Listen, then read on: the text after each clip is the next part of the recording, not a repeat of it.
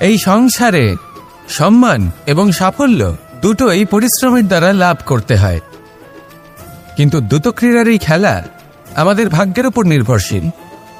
এই সংসারে দুটি পথ রয়েছে। একটা পথ যেখানে কর্ম এবং পরিশ্রমের দ্বারা আপনি নিজের পথ নিজেই রচনা করতে পারবেন, আর দ্বিতীয় পথ হল যেখানে এই ভাগ্য এক মুহূর্তে আপনাকে শিখরেও পৌঁছে দিতে পারে, আবার ধূলিসাৎ করে দিতে পারে। আপনি কোন পথ বাছবেন সেই চয়ন আপনারই। নমস্কার শ্রোতা বন্ধুরা, বং কোর্স ডায়েরি চ্যানেলে আপনাদের সকলকে স্বাগত জানাই। আজকের এই ভিডিওটি থেকে আপনি ভগবান শ্রীকৃষ্ণের মূল্যবান কিছু উপদেশ জানতে পারবেন। এই মূল্যবান উপদেশগুলি আপনি কাজে লাগিয়ে আপনার জীবনে সফলতা অর্জন করতে পারবেন। তাই আজকের এই ভিডিওটি অবশ্যই মনোযোগ সহকারে শেষ পর্যন্ত দেখবেন। আর এই ভিডিওটি দ্বারা আপনি যদি উপকৃত হন তাহলে অবশ্যই একটি লাইক করবেন এবং প্রিয়জনদের সাথে শেয়ার করবেন, যাতে তারাও ভিডিওটি দেখে উপকৃত হয়। এবং আপনারা যারা এই চ্যানেলে নতুন তারা অবশ্যই চ্যানেলটি সাবস্ক্রাইব করবেন এবং বেল বাটনে প্রেস করবেন এরকম আরও অনেক ভিডিওর নোটিফিকেশন পেতে। আর কমেন্টে লিখতে ভুলবেন না জয় শ্রীকৃষ্ণ। এবার আসুন ভিডিওটি শুরু করা যাক। অনেকদিন আগে একটা ব্যক্তি ছিল, নদীর ধারে তার একটা ক্ষেত ছিল, খুব সুন্দর একটা ক্ষেত। পরিশ্রম করে সেখানে সে ফসল উৎপাদন করল। একদিন বন্যা হলো আর সমস্ত ফসল বয়ে নিয়ে গেল। প্রতি বছর বন্যা হতো আর বারবার ওর ফসল বয়ে নিয়ে যেত। সে ব্যক্তি খুব দুঃখী হয়ে পড়ল। সে ভাবল, কেন বারবার আমার সাথে এরকম হয়? তখন একজন ওকে বোঝালো যে প্রতি বছর যখন এই বন্যা আসে তখন সে তোমার ক্ষেত উর্বর মৃত্তিকা দ্বারা পুষ্ট করে তোলে। তখন সেই ব্যক্তি বুঝতে পারল যে প্রকৃতি ওকে কত বড় একটা উপহার দিয়েছে। প্রতি বছর বন্যা শেষ হওয়ার পরে সে ফসল উৎপাদন করত এবং তাতে 10 গুণ বেশি ফসল হতো। এই সংসারে যতক্ষণ না বৃষ্টির ফোঁটা মাটিতে পড়ছে ফসল কিভাবে উৎপন্ন হবে? যতক্ষণ না এই সোনা তীব্র আগুনে উত্তপ্ত হচ্ছে ততক্ষণ সে কুন্দর কি করে হয়ে উঠবে? সেইভাবেই যতক্ষণ না আপনি সমস্যার সম্মুখীন হচ্ছেন জীবনে সামনে এগোবেন কিভাবে?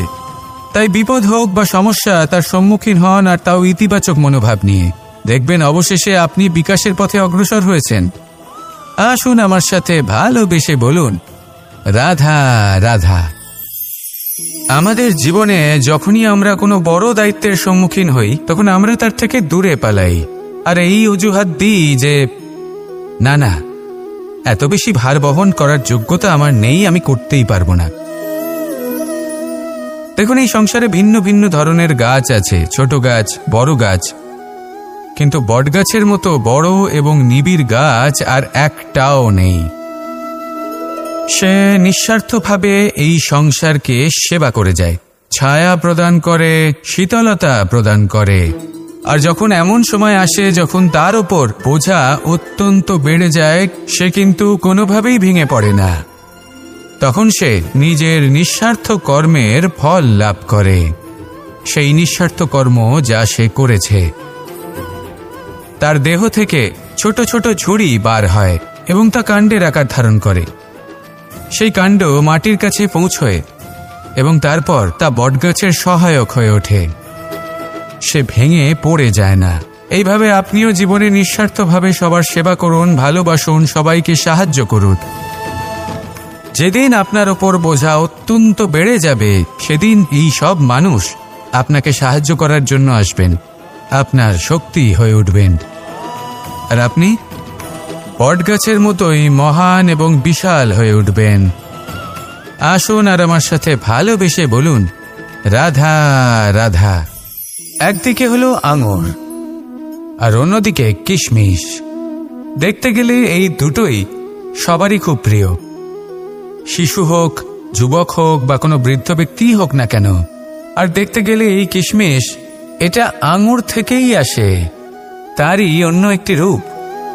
কিন্তু কখনো হাটে যান আর গিয়ে জিজ্ঞেস করুন যে এই কিশমিশ আর আঙুর এই দুইয়ের মধ্যে অধিক মূল্য কার? আপনিও নিশ্চয়ই জানবেন যে কিশমিশের মূল্য আঙুরের থেকে অনেক গুণ বেশি। এবার এরকম কেন হয়? এর পেছনে কি কারণ থাকতে পারে? একদিকে হলো সেই আঙুর যা টাটকা অবস্থায় গাছ থেকে পেড়ে খাওয়া যায়, আর অন্যদিকে হলো কিশমিশ যাকে মাসের পর মাস রোদে ফেলে রাখা হয়। একদিকে আঙুর, যা কিনা অত্যন্ত রসালো, আর কিশমিশে কোনো রসই নেই।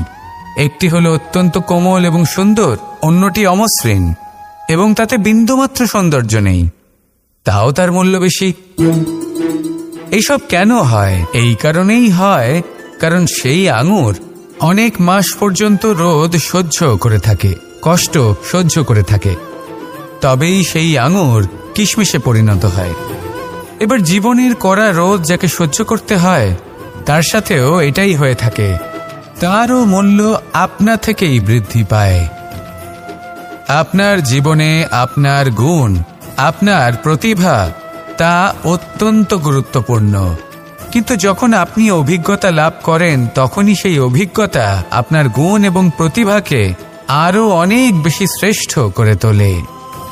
তাই জীবনের কঠোর রোদের মধ্যেও দাঁড়িয়ে থাকাটা শিখে নিন, সাহসের সাথে কঠিন পরিস্থিতির সম্মুখীন হওয়াটা শিখে নিন। ঠিক এইভাবেই অভিজ্ঞতা লাভ করতে হয়, আর এই অভিজ্ঞতা আপনার মূল্য বৃদ্ধি করতেই থাকবে, করতেই থাকবে। আর তখন এই মন প্রসন্ন হয়ে বলবে, রাধা রাধা। মানুষের জীবনে সবসময় কিছু না কিছু ঘটে চলেছে। কখনো ভালো কিছু ঘটে, আবার কখনো দুর্ঘটনা ঘটে। এবার যখনই কোনো দুর্ঘটনা ঘটে, মানুষ ঈশ্বরের কাছে প্রার্থনা করে যে, হে ঈশ্বর, আমাকে রক্ষা করুন, এই বিপদ থেকে আমাকে উদ্ধার করুন। বা সে সেই সমস্ত দোষ চাপিয়ে দেয় নিজের প্রারব্ধ, নিজের ভাগ্যের ওপর। কিন্তু যদি আপনি গভীরভাবে ভাবেন, তাহলে প্রত্যেক দুর্ঘটনা, বাধা এবং বিপদ আপনার জীবনে শুধু একটাই উদ্দেশ্য নিয়ে আসে, আপনাকে আরও যোগ্য করে তোলার জন্য। যদি আপনাদের একটা উদাহরণ দিই, বর্ষার ঋতুতে যখন প্রচণ্ড মাত্রায় বৃষ্টি পড়ে, ছাদ থেকে জল পড়তে থাকে, তখন আপনি নিশ্চিত করে নেন, স্থির করে নেন যে এবার আমি এই ছাদকে নতুন করে বানিয়ে তুলব, আরও শক্তিশালী বানিয়ে তুলব, আরও দৃঢ় বানাবো। আপনার জীবনে যখন কোনো অসুখ করে, তারপর আপনি জীবনে আরও সাবধানী হয়ে যান, আরও সতর্ক হয়ে যান, স্থির করে নেন যে এটা যেন দ্বিতীয়বার না হয়, ঠিক কিনা? এই বিপদ, এই দুর্ঘটনা, এই সংকট, এগুলো জীবনে আসবে আপনাকে আরও শ্রেষ্ঠ করে তোলার জন্য। এবার এটা আপনার ওপর, আপনি একে ভাগ্যের পরিহাস বলে মনে করবেন, নাকি ঈশ্বরের সংকেত মনে করবেন, যিনি আপনাকে আরও শ্রেষ্ঠ করে তুলতে চান। সিদ্ধান্ত আপনারই। আসুন আর আমার সাথে ভালোবেসে বলুন, রাধা রাধা। আমাদের মধ্যে বেশিরভাগ মানুষ কোনো না কোনো মহাশক্তির উপস্থিতিকে বিশ্বাস করেন। আমরা মনে করি যে এ হল সেই মহাশক্তি যার প্রভাব, যার কৃপা চিরকাল আমাদের উপর বজায় থাকে। আমাদের কর্মের ওপর, কর্মফলের ওপর চিরকাল তার দৃষ্টি থাকে। আমাদের মধ্যে কেউ একে ঈশ্বর মনে করেন, কেউ বা প্রকৃতি মনে করেন, বা কেউ কোনো গৃহপালিত পশুর মধ্যে মহাশক্তির দর্শন লাভ করেন, বা কেউ কোনো বস্তুর মধ্যে। প্রত্যেকের নিজস্ব বিশ্বাস আছে, কিন্তু সেই শক্তির থেকে আশীর্বাদ লাভের জন্য বা কোনো ইচ্ছে পূরণের জন্য আমরা কখনো না কখনো মন্দিরে যাই। এই মন্দির শব্দের সূত্রপাত কিভাবে, আগে সেটা বুঝে নেওয়া যাক।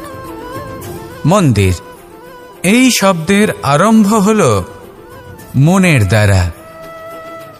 কিন্তু বেশিরভাগ মানুষ যখনই মন্দিরে যান কোনো ইচ্ছে পূরণের জন্য বা ইচ্ছে পূরণ হওয়ার পরে ধন্যবাদ দেওয়ার জন্য, তখন তিনি শুধুমাত্র শারীরিকভাবে সেখানে উপস্থিত থাকেন। তার মন তো সাংসারিক কাজের মধ্যেই ঘোরাফেরা করতে থাকে, তাই না?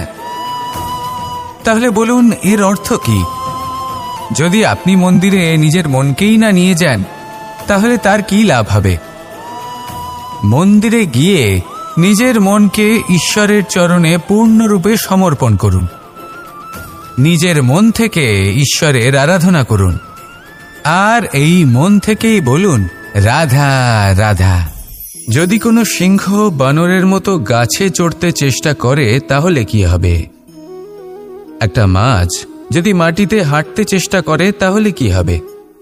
তারা বিফলই হবে। কিন্তু এরকম কেন হয়? তার কারণ হলো প্রকৃতির রচনা কিছুটা এরকম। এখানে প্রত্যেকটি ব্যক্তিকে, প্রত্যেকটি প্রাণীকে আলাদা আলাদা গুণের অধিকারী করা হয়েছে।